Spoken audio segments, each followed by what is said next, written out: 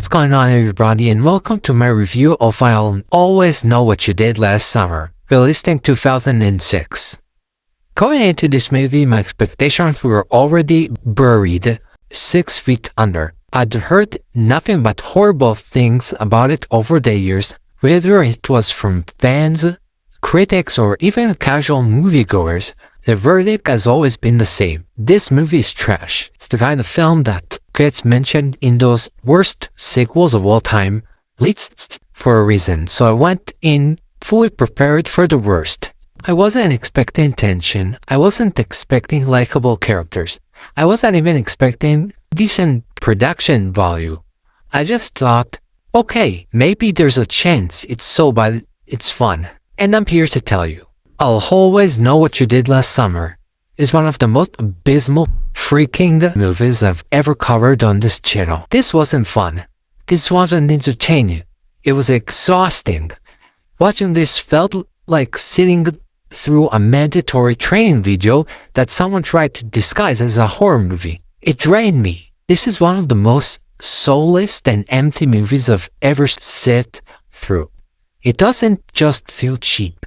It feels like it was made out of obligation, with no effort to make it scary, suspenseful, or even coherent. There's no tension, no build-up, no atmosphere.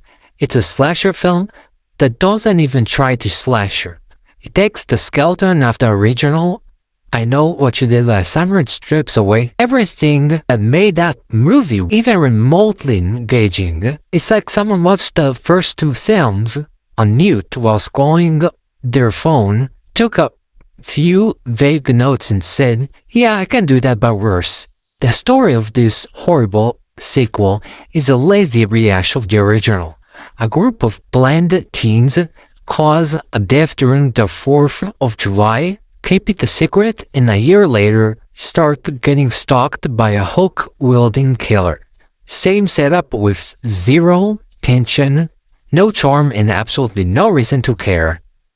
Let's break down the negatives, because trust me, there are plenty and not a single redeeming quality to balance them out. First off, this movie looks dirt cheap.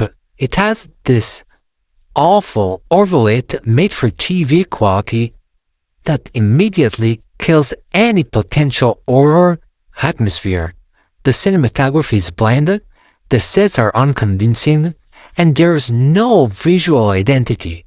Every scene looks like it was shot in one take and rushed through post-production just to hit a deadline. The editing is especially awful, with transitions that are shockingly bad.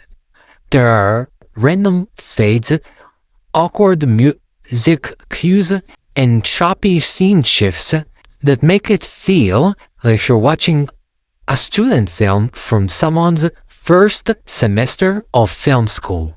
The characters horrendous. There are some of the most flat, poorly written, and one-dimensional characters I've ever seen in a slasher.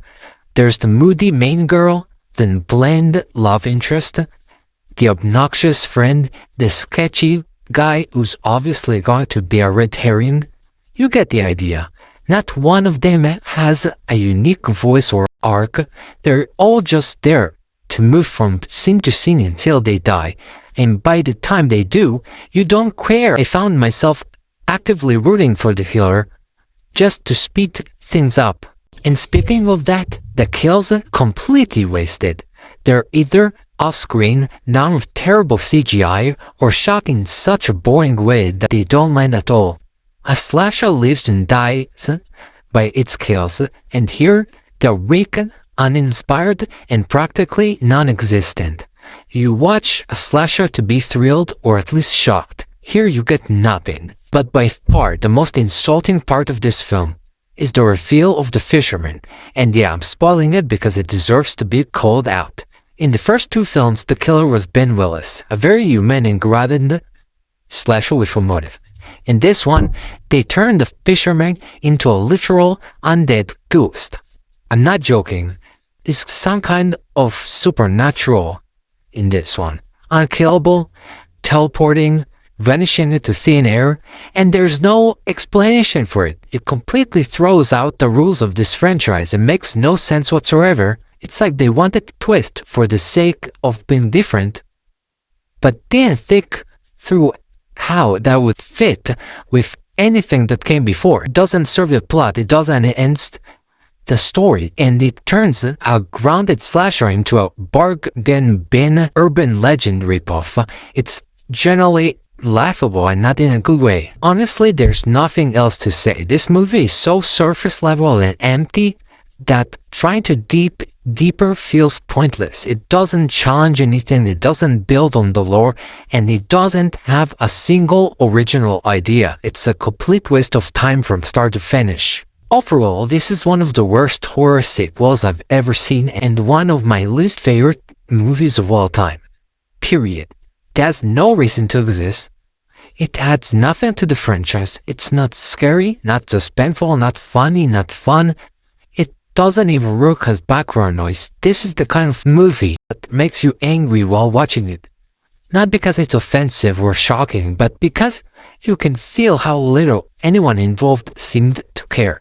It's joyless, it's boring, and worst of all, it's forgettable. For a horror movie, that's the kiss of death. 0 out of 10. A disaster from top to bottom. Don't watch it. Don't even joke about watching it. Just pretend it doesn't even exist. Alright, that's my take on I'll Always Know What You Did Last Summer. What do you guys think? Drop your thoughts below and I'll see you in the next one.